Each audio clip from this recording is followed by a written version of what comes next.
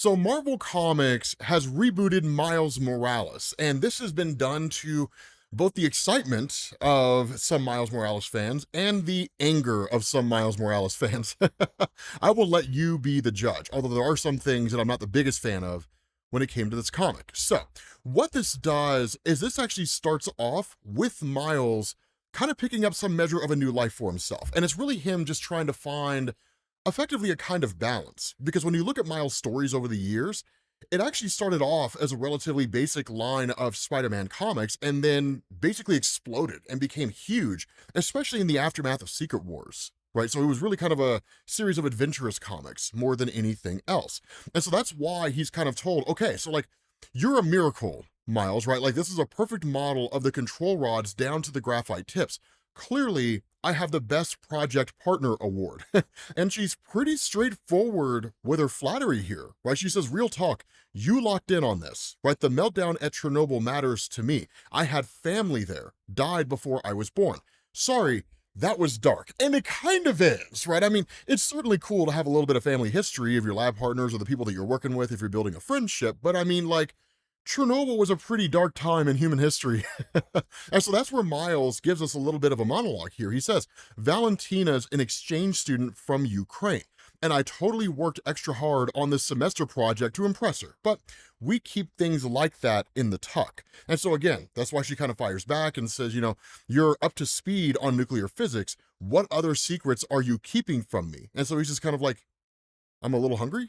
And of course, this is kind of a refresher a bit, for what's going on in the life of Miles. But as you'll notice, the way that Brian Edward Hill does this is a lot more toned down than Cody Ziegler, right? That's why Cody Ziegler has a far more adventurous style of storytelling. I think it's the reason why a lot of people are excited for his work on Static, because with what he did with Miles, people are expecting that to carry over. And so what this does is it kind of picks up 6 hours earlier when he says, my mom hates cranes, right? Megalophobia. This guy does not want to fall off one that's collapsing. The other thing I do is make sure people like him get home safe, right? Spider-Man antics. And so, of course, he saves the guy from the crane as it's collapsing and gets the guy back home. But that's when you pick up with the conversation he's having with Valentina, right? Where she says, imagine being in that reactor control room, right? The craziest thing is the wrong split-second decision can end the whole world. Now, that's an accurate statement. There's a really good show called Chernobyl. It was a limited series. Jared Harris,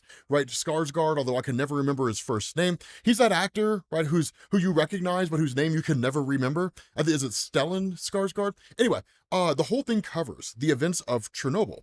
And it's literally one of those things where as Chernobyl erupts, and I don't know how real world accurate this is, that because of the fact that the core was exposed, had that core not been taken care of, it would have spewed radiation forever and probably would have killed the world. The winds would have taken care of everything, right? Like, it was a disastrous situation. And that's kind of what they're talking about here. But for the most part, outside of his whole conversation with Valentina, it's Miles Morales doing Spider-Man things. Now, no doubt, part of this is inspired by Spider University. And for those of you guys who don't know what's going on with Spider University, it's kind of its own little mini-series, I believe, where it's essentially Norman Osborn, who has long since turned over a new leaf, although seems to be kind of reverting back to his Green Goblin ways, in training like Miles Morales and Spider-Gwen and other members of the Spider Society who may be a little less experienced, on basically becoming more capable fighters, right? So again, a lot of this kind of seems to be inspired by this. But of course, in the here and now, Miles Morales basically webs up the crane so it doesn't collapse on innocent people and then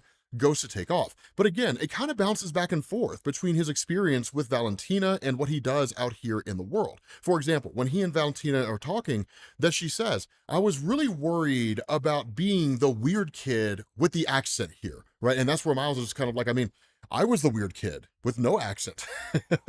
And she's like, you kind of have an accent. And he's like what? And she's like an American accent, which is weird because we as Americans don't have accents, right?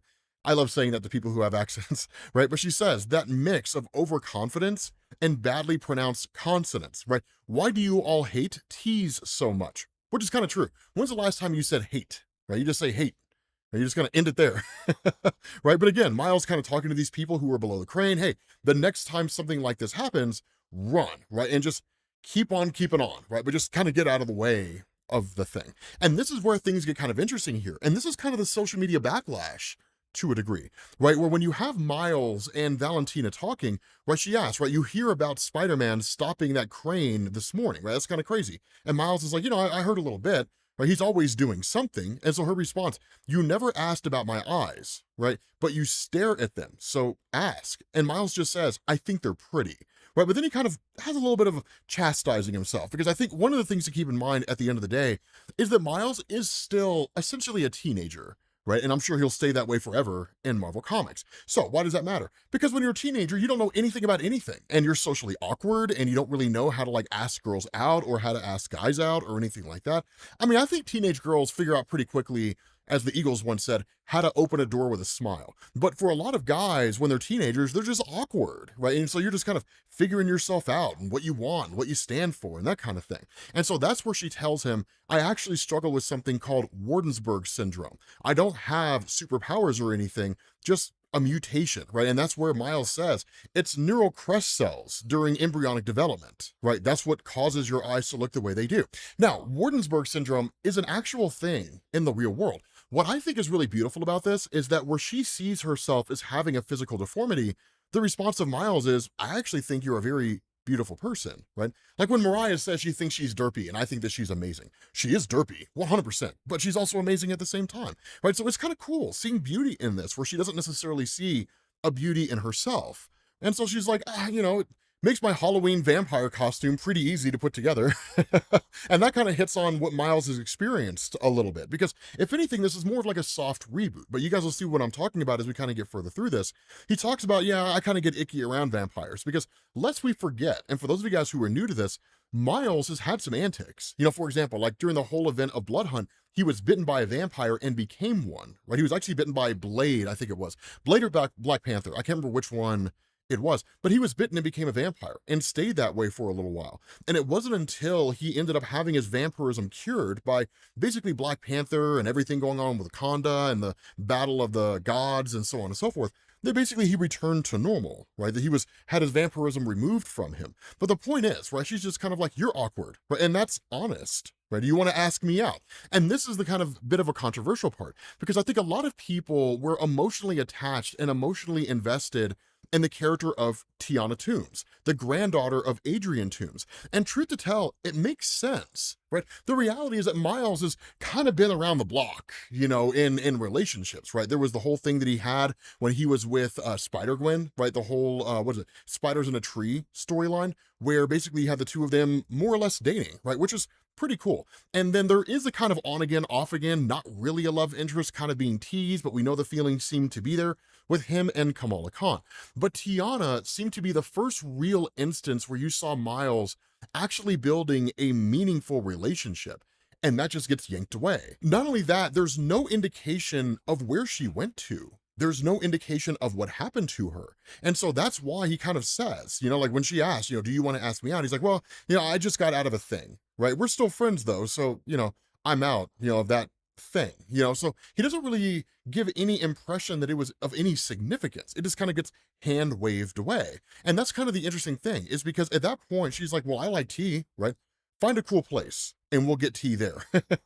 Right? And so that's where Miles kind of chimes in and is like, she would be normal, right? No powers, just a normal date with a normal girl, besides the whole gray eyes and probably a super genius thing. Now, that's the other part of this that I find to be really interesting and that I kind of like. Miles Morales' adventures, his escapades, his dating life up to this point have always been with women who in some capacity are some alternate reality version of Spider-Man, or are somehow tied into a villain, like with Tiana Toombs and her grandfather Adrian and that kind of thing, right? Adrian Toombs being the Vulture, of course, that whole thing.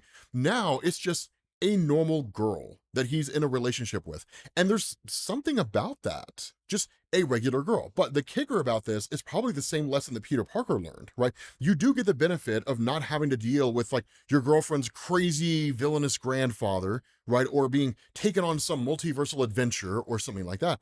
But it does present its own measure of complications. It's the story of Peter Parker's life, right? Trying to balance superhero antics with like his life with Betty Brant or with Gwen Stacy or Mary Jane Watson or something along those lines. It's tough to do. It's very tough to do. But at the end of the day, Miles is just kind of like, okay, cool. So T, right? That's a job for Genki. Find the coolest and most affordable place to drink tea. But at that point, he kind of gets a Spider Family invite. And this is one of the other things that people were not overly fond of. And in reality, I agree with him on this, right? So at that point, he hits up Genki, right, and says, I'm going to be late, right? I got a family thing, like the other family thing, not like a biological family thing, right? I need a cool place to meet someone for tea. And he's like, I'm not asking you that because you're Korean. I'm asking you that because I've had 2 cups of tea in my entire life. So you would have a much better idea of where to get the stuff than I would. And honestly, I just don't have time to look up good restaurants around me. And that's when you switch over to him meeting with Gwen and Miguel O'Hara. Now, I will specify here, I think it's a little early to jump the gun on, oh my God, MCU synergy, you know, that kind of thing. Because I think at this point, the Spider-Verse films most likely exist within the MCU. I mean, all evidence points to the fact that they do, even if we really haven't seen them like properly rolled in, which is to say that we didn't see or haven't seen Miles Morales like show up to meet Tom Holland, right? But all the scenes and Easter eggs and everything show that it's there. I think it's too early to look at this and to say, oh my God, they're just taking everything from the Spider-Verse and Marvel Comics is just copying it. That may very well be true, but Miguel O'Hara long since predates the Spider-Verse films, and so does Spider-Gwen, right? So seeing them here team up, it does kind of give some MCU synergy vibes, and I can certainly see where folks would start going in the direction of being worried about that. But I don't know that I would stress about it too much, right? Just kind of let the story unfold for the first, 6 issues in the volume, and then see how you feel after that. But when he ends up getting here, right, they're kind of like, okay, so like, you get it, right? Are you in this whole thing? And he's like, Gwen, do you really need me there, or do you just want me there, right? And that's where Miguel is like, look, we'd probably be more tactically efficient without you there. Right. And at that point, Gwen's just kind of like, look, calm down, Miguel, right? It's not critical, but it would be nice, right? Band back together and all of that. So Spider-Gwen is approaching this more from like a place of nostalgia, back when you had like Web Warriors and different things along those lines. But you can tell by the way they're talking, they talk the way their characters in the Spider-Verse films talk, more than the way their characters have historically talked to each other within Marvel Comics. So it leans more towards Spider-Verse synergy, as much as I hate that word, than anything else. So that's why I say I think people are kind of cautiously concerned about this, but there are some naysayers who are just like, oh, blarg, MCU synergy bad, blarg, and just kind of like freaking out. So again, give it the first volume, see how you feel. But in the face of all of that, right, Miles just says, like, I saved people today, normal people, right, people who deserved it. And I'm thinking that I need to do the Brooklyn thing for a little while. I'm starting to get the hang of it. Right. And so that's where Gwen's like, enough said, right? We'll miss you. And Miguel's just kind of like, not a lot of places to swing up here, right? Do you want a quick ride down? And the response of Miles like, no, I'm just going to take the scenic route. Now, again, this is a cool moment here, because one of the things to keep in mind is that if you haven't really been following the story of Miles Morales over the course of Marvel Comics, when he started off in the original Ultimate Universe, Earth 1610, Secret Wars happened in 2015, which brought him into the main Marvel Universe, that when Miles first started in the Ultimate Universe, it was a coming-of-age story, right? Both him as an individual growing up and experiencing the world, as well as him becoming Spider-Man and what that means to grow into a superhero role. But a lot of his early stories were homegrown stories, which is to say they felt in a lot of ways very reminiscent of a Spider-Man who's just like swinging by your neighborhood window. And it didn't really feel much like these crazy, grandiose, multiversal, wild adventure stories. It was dope that we got those, and they were incredible stories. And he's certainly experienced those, right? Galactus from the main Marvel Universe showing up in the Ultimate Universe, right? Secret Wars 2015, the whole Web Warriors era, and all that kind of stuff. It was cool to see. And just to kind of clarify this, for those of you guys who don't know, yes, there was a Web Warriors solo series by Marvel, but the Web Warriors was a name that was thought up by Miles Morales during the Spider-Verse event, when the basically entirety of the Web Warriors, so the Spider Society, if you want to call it that, all these different Spider-Men and Spider-Women from across the multiverse were going to war against the Inheritors. So that's what I'm referencing when I talk about the Web Warriors era, right? That whole thing, the grandiosity of all those escapades and whatnot. But he's kind of ready to return back to a more normalized life, just being a Spider-Man who's right over there. And that's kind of what Brian Edward Hill is talking about here, right? He's like, look, you guys have had some crazy adventures with Miles, but like, let's bring him back home a little bit, right? Let's bring him back to the neighborhood and kind of ground him back in the stories that we haven't really seen from him for quite some time. And so at that point, you switch over, right, to Brooklyn. And that's where Miles responds to a whole kind of crisis that's going on in a church, right? And one of the cops tells him, right, Call came in with a voice screaming about some kind of bad guy. And the question's asked, right, like, is he a super? And the other cop responds here and is like, look, it didn't really say, and honestly, it doesn't really matter. Brooklyn still has cops, which is us, and we can handle things too. Just because there's superheroes in New York does not make us feel inept, or shouldn't make us feel inept. And honestly, sometimes it does. To be honest with you guys, sometimes it really does. And so that's where these cops end up walking into this church and says, peace officers, right? We're responding to a call. Is there anyone who needs help? And that's where this villain just kind of appears and is like, are you armed? I was hoping that you would be armed, which is a pretty ominous statement when you're walking to what's clearly a crisis situation, that the person who's basically causing it all is like, I was hoping you would be armed and dangerous because it would make everything seemingly more enjoyable. But the cop, of course, stops him and says, sir, I need you to slowly walk out of the darkness. And that's where this guy's like, of course you do. And then just like immediately starts attacking all of these cops. And he just says, focus the rage, find the power. Now he's talking to himself more than anything. And he says, I am beyond the threshold and ready for what must be done. And he says, I don't hate you, officer, but I can pretend I do. So this is a guy who's literally amping himself to anger, and seemingly in some way his powers tap into his rage, right? And so at that point, you pick back up with Miles and Genki, right? Where the statement's made, you just told them to kick rocks. And Miles is like, look, I didn't say kick rocks, right? I just said, if they didn't need me, then I would just kind of stick around here, because clearly Gwen was running on nostalgia, right? That's why she wanted Miles to come along, because they had great adventures together. No reason not to have new ones. And so Genki's just kind of like, was Neon Spider-Man mad? But I bet he was mad.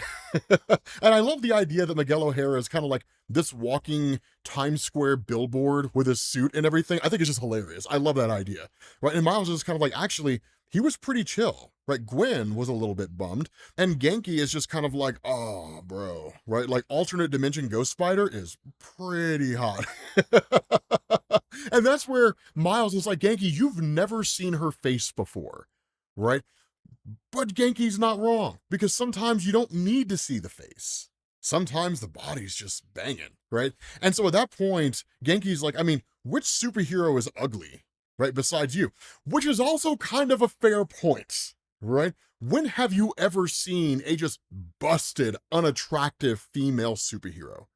I mean, I guess maybe you could say Gamora because of like the design and everything on her face and the fact that she's an alien, but I mean, Richard Rider would disagree with you, man. That man has climbed Mount Gamora twice. So yeah, I don't know that she's like busted per se, but it's a funny point, right? There are no unattractive female superheroes. I don't know, list them if you can think of one. I guess maybe some of the Morlocks in the sewers of New York, but like beauty's in the eye of the beholder, right?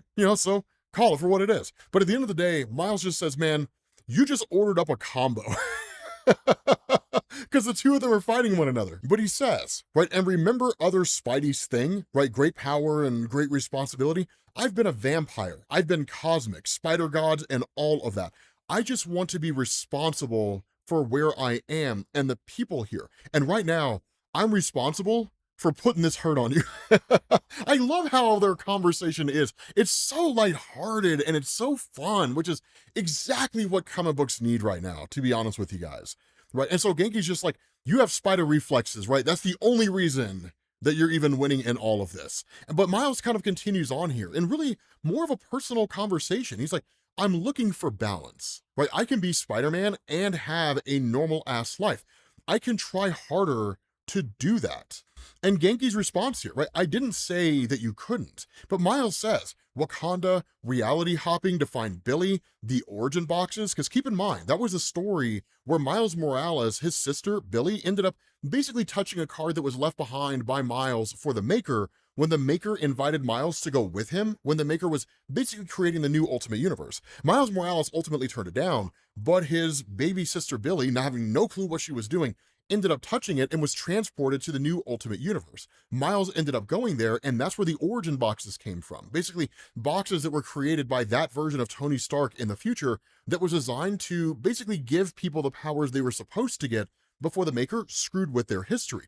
Those origin boxes came back, and then they were scattered to the wind in a fight that Miles had with the villain Spot. But the point is, he's talking about how chaotic everything has been recently. He says, I've spent so much time across the multiverse, I kind of forgot which universe is mine. Because one of the things to also remember is that now he does recall himself coming from the original Ultimate Universe, which was an on again, off again thing with Marvel. They wouldn't really commit to it, but they wouldn't really deny it. And that story basically confirmed that now Miles remembers everything. But again, Genki says, and where did the super spider pet come from again? This should not be in our dorm room. And that's where Miles is like, top of my list, bro, I promise, right? But this is an important conversation here because it shows that Miles is just kind of tired.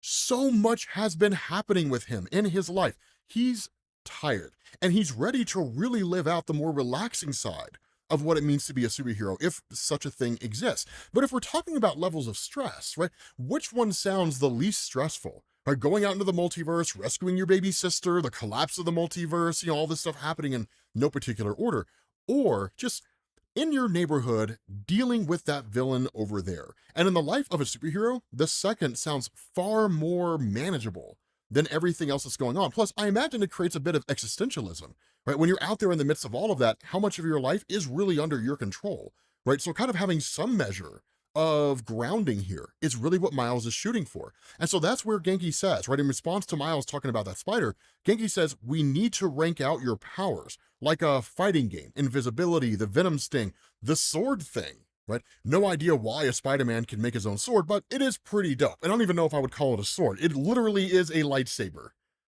It's a lightsaber in the Miles Morales comics. Let's just call it for what it is, guys. It's not like Marvel's not a part of the Star Wars universe. They're literally doing a crossover. But still, right? Genki says, we need to figure out how far you can take it and what the pros and cons are, which is the other interesting thing. And that's why this is, in a lot of ways, a soft reboot.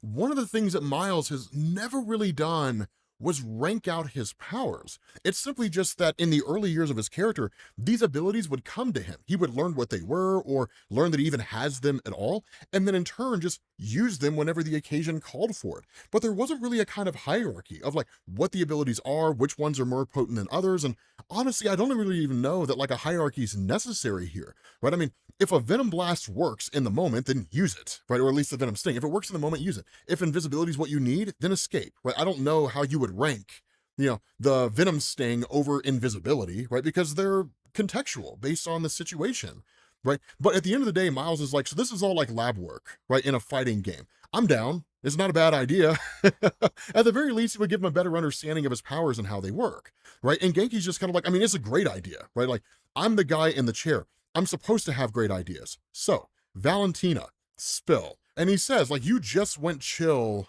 on Starling, which I don't know what that means. I'm a 42-year-old millennial. I assume it means that he's just kind of like, you're not really into Starling anymore. Like the two of you guys just broke up. And that's why Miles is like, I know, right? I'm not trying to get into a new thing. And Genki's like, but I mean those eyes though, right? Like, those eyes, bro. And so that's why the statement's made. I mean, she's cool, right? The way she's so focused on using science to make things better, she's just a person, like not the daughter of this costume or the alternate version of this or that Spider-Man. She's just real and smart and smells like jasmine. So yeah, right? And so that's where Genki says, Japanese Cultural Society, right? And Miles asks, like, is that the end of a thought? Because you didn't really tell me the first part. And he's like, for the tea, right? The JCS has a tea thing. It's cool. It's free. And if you take her there, it makes you look like you're cultured, which you should always be doing that, right? Just exploring new and different parts of culture that exist out there. And so that's where Miles just says, Japanese cultural tea. That's a dope call. I think I'm going to go with it, right? We're going to go with it. And so at that point, you pick up with Miles' dad, right? And another cop. Now they're just kind of getting a cup of coffee here. It's their regular thing. It doesn't really feel like a great big huge deal until it is, because literally they're all attacked. And that's the crazy thing is this villain who showed up in the church is actually looking for Miles' dad, right? And asks like, do you remember me? Because I remember you, agent. And I remember all of this. Like I will remember it all, every single bit of it. And literally just like goes in on Miles' dad, like, and he's going to kill him. I mean, this guy is not like taunting. He's not going through any crazy monologue or anything like that. He's just like, found you, time to die, and literally goes in for the attack. And that's it. Miles gets there just in time to save his father, right, from a energy construct battle axe, essentially. And so at that point, he looks down at this guy and he's like, so you can control kinetic energy, make hard light weapons, maybe a little sprinkle of telekinesis on top. And so he asks, what's your name? Right? What psychotic villain thing are you on? Let's get it all out, man. Because he's expecting this guy to go on like a great big huge villain monologue, right? That's what Spider-Man villains do. You're going to go on a villain monologue. You're going to talk about villainous stuff, right? That's what you do. This guy doesn't do that, right? He's like, I'm not a threat to you, Spider-Man, so leave me be. This is not your concern. But Miles' whole concern, you're attacking a city street, man, and innocent people are going to get caught in all of this. Of course, it's my concern, right? It's literally the definition of my concern, right? And so at that point, this guy's just like, okay, so then we make this ugly. And so at that point, he says, the kinetic energy will blow her into atoms unless she gets moving. So get to stepping. Spider-Man literally attacks an innocent person, and now he has to choose, right? Because keep in mind, this is Miles' dad. Now, the cool thing about this, and I think this is kind of a testament to Brian Edward Hill building on a lot of what has happened up to this point in time in the comics, right? Especially with Miles. A lot of the evolution of his character. There was a time when Miles would be so hyper-focused on himself and so hyper-focused on his family that he wouldn't actually leave his father. He would kind of go into a state of panic. Which one do I choose? Oh my God, my dad might get killed, but then I also have to save this old lady because she's definitely going to die. But instead, a lot of trust has grown over time because of the fact that Miles' father knows about the life of Miles as Spider-Man, and because of the fact that so many things have happened, that his family's life has been put in danger in so many ways. Miles trusts his father enough to know that if it comes down to it and it looks like he's going to die, to get out of Dodge. Right? And so that's why Miles says kinetic energy has to express itself somehow. If it can't move out, it pushes in, which means if this old woman freezes, she pops. If she moves, she vents. So right now, saving her life means keeping her in motion until the charge dissipates. And that's where the trust comes in. Trusting his father to basically try to keep himself alive long enough until Miles can get there, which is basically exactly what happens. Now, this is where this villain does kind of monologue a little bit, right? Where he says, so you remember me, liar, right? In attacking Miles' father. And he says, he ripped me apart because of you. Remember me. And again, Miles' dad just says, no idea who you are, right? And that's where this guy says the pain will help you. I learned how to make it help me. And that's where Miles says, then here's a little more, right? Finally getting back in time to rescue this guy after saving the old woman, and like goes after this guy. And then Miles just says 3, 2, 1, right? And catching this old woman because he had thrown her into the sky. And while she was like flying into the air and coming back down, he showed up to try to help his dad and then catches her, which I got to be honest, that's dope. That's really dope. Like, dude, I can get behind that. That's a Superman move, right? And I can feel it. Like, it's pretty awesome. And so that's where in this guy analyzing Miles says, okay, bioelectric charge, cute, and noted. Spider-Man, you chose to stand in my way. So you chose everything that happens next to you. And at that point, you switch over to Miles' dad explaining everything that's going on and the fact that he does actually remember this guy, right? And he says, I did lie to him, son, right? I do know who he is. I told you about your Uncle Aaron bringing me to Turk Barrett. Turk was working for Wilson Fisk, the kingpin, and so was Aaron. The whole thing was a setup, right? A gangland test, and I held my own. Aaron said that I had the dog in me, as if he didn't lie to get me here in the first place. And so he says, I got arrested, and then I got an offer from Nick Fury. And Nick Fury knew I had Turk's respect, so he wanted me to go back in and work for S.H.I.E.L.D. So I did that, right? He says Turk was running mutant growth hormone. Now, MGH is a big thing. It's been in Marvel for a long, long time. Perhaps the biggest example of MGH being used was when it was used by damage control, right? And damage control was actually feeding it to various villains who existed out there, specifically Nitro, so that whenever Nitro self-detonated, because MGH enhances mutant powers, it would create more lucrative contracts for damage control. They could make more money, right? Because their whole job was to clean up after the fights between superheroes, supervillains, or any kind of cataclysm that exists out there, right? They're a government contractor.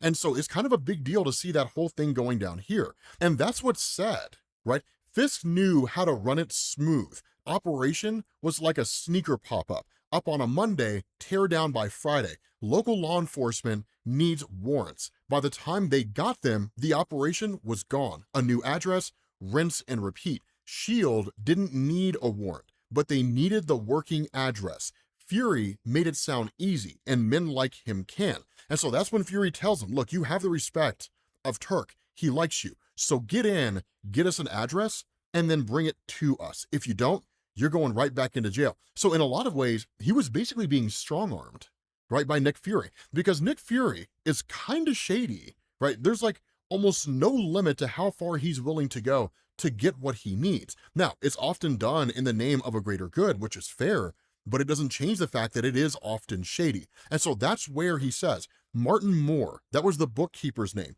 I ran Fury's play, told him I needed money. I would do low-level MGH pack-up, whatever got me in and working. And that was exactly his in.